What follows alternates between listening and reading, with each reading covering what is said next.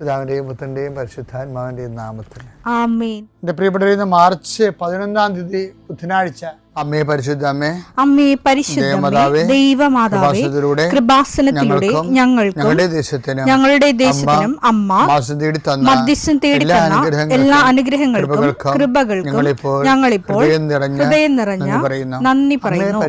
അമ്മേ പരിശുദ്ധമേ, ദൈവമാതാവേ, 2004 ഡിസംബർ 7 ഉച്ചകഴിഞ്ഞ് 2:30 കൃപാസനത്തിൽ സംഭവിച്ച അമ്മയുടെ പ്രത്യക്ഷപ്പെടലിനെ കുറിച്ച് തിരുസഭയ്ക്ക് സമർപ്പിച്ചിരിക്കുന്ന പഠനരേഖകളുടെ മേൽ സഭാത്മകമായ പഠനം ആരംഭിക്കുവാൻ ഞങ്ങൾ പ്രാർത്ഥിക്കുന്നു. അമ്മേ പരിശുദ്ധമേ, ഭൂസ്വർലോകങ്ങളുടെ രാജ്ഞിയായ അങ്ങേയ്ക്ക് ഭൗമസംരക്ഷണത്തിനായി പ്രപഞ്ചപ്രകൃതിയെ തന്നെ തിരുസഭ പ്രതിഷ്ഠിക്കുവാൻ ഈ പ്രത്യക്ഷീകരണം വഴി ഇടയാക്കണമേ. പരിശുദ്ധമേ, ജപമാല മാതാവേ, സകല കൃപാസനം പ്രാർത്ഥനയോടും ചേർത്ത് ഞങ്ങളിപ്പോൾ പ്രാർത്ഥിക്കുന്ന ഈ കുടുംബത്തിന്റെ പ്രത്യേക നിയോഗം പറ മക്കളെ.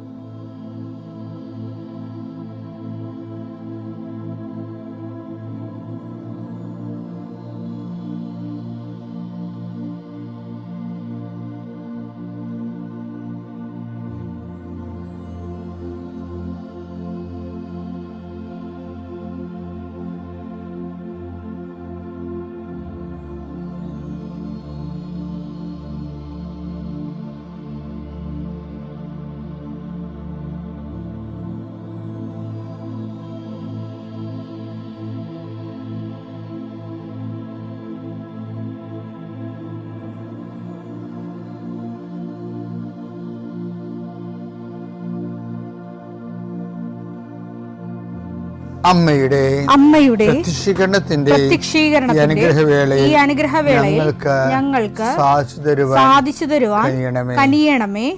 ആമേൻ. വിശ്വാസ പ്രമാണം. സർവശക്തനായ പിതാവും ആകാശത്തിന്റെയും ഭൂമിയുടെയും സൃഷ്ടാവുമായ ദൈവത്തിൽ ഞാൻ വിശ്വസിക്കുന്നു. അവിടുത്തെ ഏകപുത്രനും ഞങ്ങളുടെ കർത്താവുമായ ഈശോമിശിഹായിലും ഞാൻ വിശ്വസിക്കുന്നു. ഈ പുത്രൻ പരിശുദ്ധാത്മാവിനാൽ ഗർഭസ്ഥനായി കന്യകാമറിയത്തിൽ നിന്ന് പിറന്ന് പൊന്തിയോസ് പീലാത്തോസിന്റെ കാലത്ത് പീഡകൾ സഹിച്ച് കുരിശിൽ തറയ്ക്കപ്പെട്ട് മരിച്ച് അടക്കപ്പെട്ട് പാതാളങ്ങളിൽ ഇറങ്ങി മരിച്ചവരുടെ ഇടയിൽ നിന്ന് 3-ാം നാൾ ഉയർത്ത് സ്വർഗത്തിലേക്ക് എഴുന്നള്ളി സർവശക്തിയുള്ള പിതാവായ ദൈവത്തിന്റെ വലതുഭാഗത്തിരിക്കുന്നു. അവിടെ നിന്ന് ജീവിക്കുന്നവരെയും മരിച്ചവരെയും വിധിക്കുവാൻ വരുമെന്നും ഞാൻ വിശ്വസിക്കുന്നു. പരിശുദ്ധാത്മാവിലും ഞാൻ വിശ്വസിക്കുന്നു. വിശുദ്ധ കത്തോലിക്കാ സഭയിലും പുണ്യവാന്മാരുടെ ഐക്യത്തിലും പാപങ്ങളുടെ മോചനത്തിലും ശരീരത്തിന്റെ ഉയർപ്പിലും നിത്യമായ ജീവിതത്തിലും ഞാൻ വിശ്വസിക്കുന്നു. ആമേൻ. സ്വർഗ്ഗസ്ഥനായ ഞങ്ങളുടെ പിതാവേ, അങ്ങയുടെ നാമം പൂജിതമാകണമേ. അങ്ങയുടെ രാജ്യം വരണമേ. അങ്ങയുടെ തിരുമനസ് സ്വർഗത്തിലെ പോലെ ഭൂമിയിലും ആകണമേ. അന്നു വേണ്ടുന്ന ആഹാരം ഇന്ന് ഞങ്ങൾക്ക് തരണമേ. ഞങ്ങളോട് തെറ്റ് ചെയ്യുന്നവരോട് ഞങ്ങൾ ക്ഷമിക്കുന്നത് പോലെ ഞങ്ങളുടെ തെറ്റുകൾ ഞങ്ങളോടും ക്ഷമിക്കണമേ. ഞങ്ങളെ പ്രലോഭനത്തിൽ ഉൾപ്പെടുത്തരുതേ, തിന്മയിൽ ഞങ്ങൾ രക്ഷിക്കണമേ. ആമേൻ. നന്മ നിറഞ്ഞ മറിയമേ, സ്വസ്തി. കർത്താവ് അങ്ങയുടെ കൂടെ സ്ത്രീകളിൽ അങ്ങ് അനുഗ്രഹിക്കപ്പെട്ടവളാകുന്നു. അങ്ങയുടെ ഉദരത്തിൻ ഫലമായി ഈശോ അനുഗ്രഹിക്കപ്പെട്ടവനാകുന്നു. പരിശുദ്ധ മറിയമേ, തമ്പുരാന്റെ അമ്മേ, പാപികളായ ഞങ്ങൾക്ക് വേണ്ടി ഇപ്പോഴും ഞങ്ങളുടെ മരണസമയത്തും തമ്പുരാനോട് അപേക്ഷിക്കണമേ. ആമേൻ. കർത്താവേ, നിന്റെ ഉന്നതമായ നാമത്തിന് സ്തോത്രം ചെയ്യുന്നു. കർത്താവേ, നിന്റെ വിശുദ്ധ പൗരോഹിത്യത്തെ മഹത്വപ്പെടുത്തണമേ. കർത്താവേ, സഭയിലുള്ള സാന്നിധ്യം പ്രകടമാക്കണമേ. 40 വർഷം ഞാൻ അർപ്പിച്ച കൃപാനയുടെ യോഗ്യതയാണ്. കൃപാസ്ഥാനത്താറെ ജീവനോടെ പ്രത്യക്ഷപ്പെട്ട പരിശുദ്ധ അമ്മയുടെ മാധ്യസ്ഥത്തിൽ ഇന്ന് കൃപാസ്ഥാനത്താറെ നടക്കുന്ന 10,000-കണക്കിന് മനുഷ്യരുടെ പ്രാർത്ഥനയോട് കൂടെ ദൈവവേദലെ ഞാൻ നിന്നെ ഈശോനാമത്തിൽ ആസ്വദിക്കുന്നു.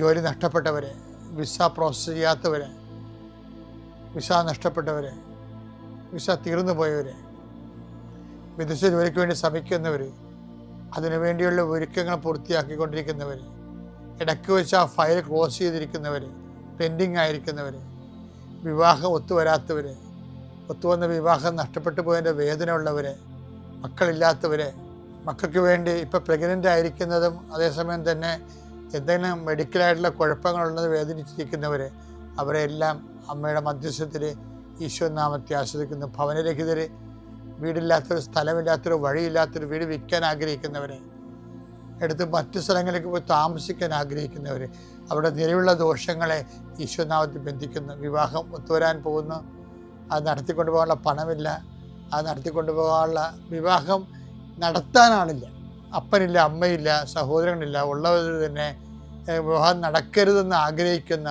ഒറ്റപ്പെട്ടു പോണ ജന്മങ്ങൾ, മാതാവേ ആ വിഷയം ഏറ്റെടുത്തുകൊണ്ട് അമ്മ ഈസ്റ്റർ കഴിയുമ്പോൾ അത് നടത്തി കൊടുക്കാൻ ഇടയാക്കണം പ്രാർത്ഥിക്കുന്നു. എൻ്റെ കർത്താവിന് ഉന്നതമായ നാമത്തിൽ വെള്ളമില്ലാത്തവർ, ഒത്തിരിയേറെ കുഴൽക്കിണർ കുത്തിയിട്ടും ഒത്തിരി ആഴത്തിൽ കുത്തിയിട്ടും പണം നഷ്ടപ്പെട്ടിട്ടും വെള്ളം കാണാത്തൊരു, ആ സ്ഥലം വിൽക്കാൻ പറ്റണില്ല, അവിടെ ജീവിക്കാൻ പറ്റാത്ത വിഷയത്തിലുള്ള എല്ലാ മക്കളെയും കർത്താവിൻ്റെ നാമത്തിൽ ആശീർവദിക്കുന്നു. വീട് പണി തുടങ്ങാൻ പോകുന്നവർ, വീട് പൂർത്തിയാക്കാൻ പോകുന്നവർ, വീട് പരവാസ്ഥൽ ആചരിക്കാൻ പോകുന്നവർ, അതിന് സാമ്പത്തിക കടങ്ങളുള്ളവർ, ലോൺ പാസ്സാകാത്തവർ, ലോൺ പ്രോസസ്സിലിരിക്കുന്നവർ, സിവിൽ നോട്ട് കുറവുള്ളവർ, പോയിൻ്റ് കുറവുള്ളവർ, ആ മേഖലകളിലെല്ലാം കർത്താവ് അവരുടെ കഴിവിനേക്കാൾ ഉപരി ദൈവത്തിൻ്റെ കൃപ കൊണ്ട് ആ വിഷയം ദൈവ തീരുമാനം ഉണ്ടാകാൻ ഇടയാക്കണമേ. എൻ്റെ കർത്താവിന് ഉന്നതമായ നാമത്തിൽ ഏതെല്ലാം വിഷയങ്ങൾ വിട്ടുപോയിട്ടുണ്ടെങ്കിൽ അങ്ങയുടെ മക്കളതെല്ലാം മനസ്സിൽ ഓർക്കുന്ന ഈ സമയത്ത് ഞാൻ അതിനെക്കൂടി അഡ്രസ്സ് ചെയ്തുകൊണ്ട് ഈശോയുടെ നാമത്തിൽ ആശീർവദിക്കുന്നു. നിത്യം പിതാവും പുത്രനും പരിശുദ്ധാത്മാവിനെ നീക്കുവാമേ. എൻ്റെ പ്രിയപ്പെട്ടവരെ, നമ്മൾ ധൂർത്തപുത്രൻ്റെ പുനർവായനയാണ്. ഇന്നത്തെ ഈ ധൂർത്തപുത്രൻ തിരിച്ചു വരുമ്പോൾ ഒരു ട്രാജഡി നടക്കുന്നുണ്ട്. അത് നിങ്ങൾ അക്സെപ്റ്റ് ചെയ്യാൻ തയ്യാറായിരിക്കണം. അവൻ ദുരഭിമാനം പോലും ഇല്ലാതെ തിരിച്ചു വരുന്നുണ്ട്. പക്ഷേ ആ തിരിച്ചു വരവിൻ്റെ അകത്തും നമ്മളത് ശരിക്കും വായിച്ചാൽ ഒരു ശോകം ഉണ്ടതിൻ്റെ അകത്ത്. കാര്യം, ഇവൻ ഒത്തിരി കാര്യങ്ങൾ അപ്പനോട് പറയുന്നുണ്ട്. അപ്പൻ അവനെ കെട്ടിപ്പിടിച്ച് ആശ്ലേഷിക്കുന്നുണ്ട്. പക്ഷേ അപ്പനൊരു വാക്ക് അവനോട് പറയണില്ല. പശ്ചാത്താപത്തിൻ്റെ കുറേ നാളത്തേക്ക് നമുക്ക് ദൈവത്തിൽ നിന്നൊരു വാക്കൊന്നും കിട്ടിയെന്ന് വരികയില്ല. പ്രാർത്ഥിക്കാനുള്ള രരുപിയ പ്രാർത്ഥനയ്ക്ക് ഉത്തരവൊന്നും കിട്ടിയെന്ന് വരികയില്ല. അപ്പം നിങ്ങൾ ഓർക്കും, പശ്ചാത്തപിച്ചുകൊണ്ടും പ്രത്യേകിച്ച് പ്രയോജനം തോന്നിപ്പോകുന്ന കുറേ മാസങ്ങളുണ്ടാവും. അപ്പോൾ ഇത് ഓർത്താൽ മതി.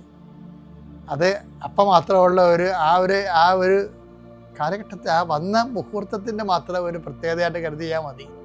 പിന്നീട് നീ പശ്ചാത്താപം ചെയ്ത് അത് റീഫണ്ടായി നിൻ്റെ വരവ് സത്യസന്ധമാണെന്ന് ദൈവത്തിന് തോന്നിയാൽ ദൈവം കമ്മ്യൂണിക്കേഷൻ സ്റ്റാർട്ട് ചെയ്യും. പക്ഷെ പ്രഥമ ദൃഷ്ടിയാൽ ചിലപ്പോൾ കമ്മ്യൂണിക്കേഷൻ സ്റ്റാർട്ട് ചെയ്യത്തില്ല. കാര്യങ്ങളൊക്കെ എല്ലാം നടക്കും, പക്ഷെ കമ്മ്യൂണിക്കേഷൻ എന്ന് പറഞ്ഞാൽ വേറൊരു വിഷയമാണ്. കാര്യം നമുക്ക് നോക്കിയാൽ മനസ്സിലാവും. മൂത്ത മകനോട് കുറേ കാര്യങ്ങളൊക്കെ പറയുന്നുണ്ടാവും, പക്ഷേ ഈ ധൂർത്തപുത്രനോട് ഒരു വാക്ക് പോലും അപ്പം പറയണില്ല. കെട്ടിപ്പിടിക്കുന്നുണ്ട്, അതിനെ ആശ്ലേഷിക്കുന്നുണ്ട്, സ്വീകരിക്കുന്നുണ്ട്, മാല അവന് ചെരുപ്പ് കൊടുക്കുന്നുണ്ട്, അവരെ മകൻ്റെ റാങ്കിലേക്ക് കൊണ്ടുവരുന്നുണ്ട്.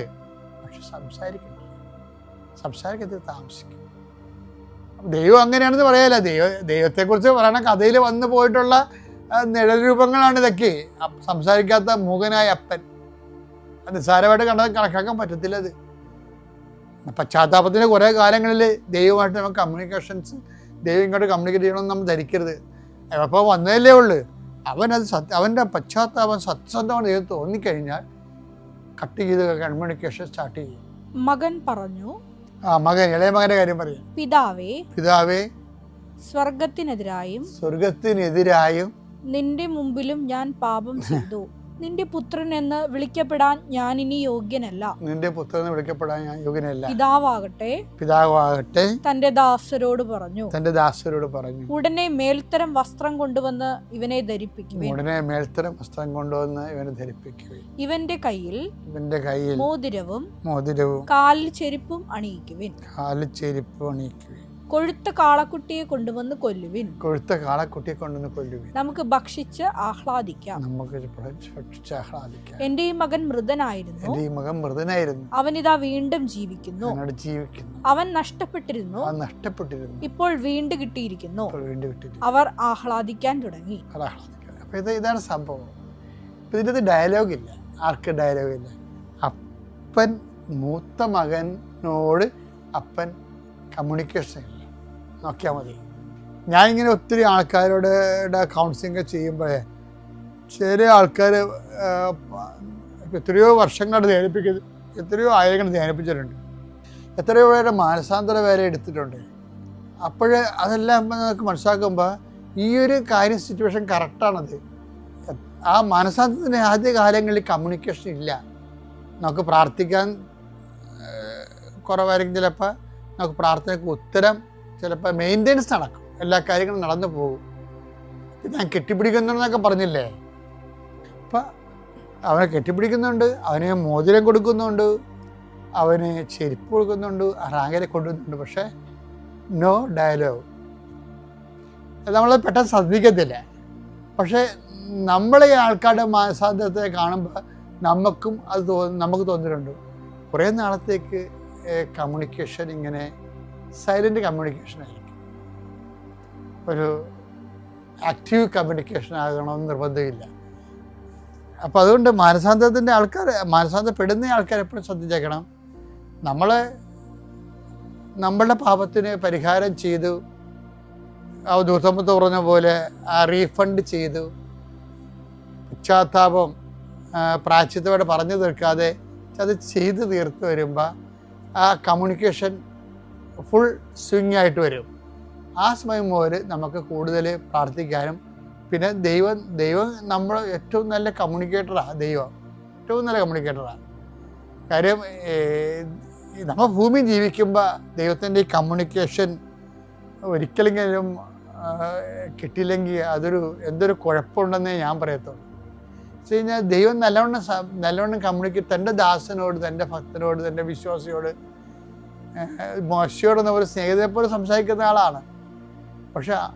പക്ഷെ അത് ആ ലെവലിലേക്ക് നമ്മൾ ദൈവത്തെ സ്നേഹിച്ച, സത്യസന്ധമായിട്ട് ദൈവത്തിന് വേണ്ടിയാണ് സ്നേഹിക്കണമൊക്കെ ദൈവത്തിന് തോന്നിക്കഴിഞ്ഞാൽ സ്വപ്നങ്ങളിലൂടെ, ദർശനങ്ങളിലൂടെ, പിന്നെ വ്യക്തികളിലൂടെ, കോയിൻസിഡൻസ് എന്നില്ലേ, നമ്മൾ കോയിൻസിഡൻസ് എന്നൊക്കെ പറഞ്ഞാലും അതിലൂടെയും ദൈവത്തിന് നമ്മൾ കമ്മ്യൂണിക്കേറ്റ് ചെയ്യാൻ പറ്റും. കമ്മ്യൂണിക്കേഷൻ ഭയങ്കര രസമായിരിക്കും.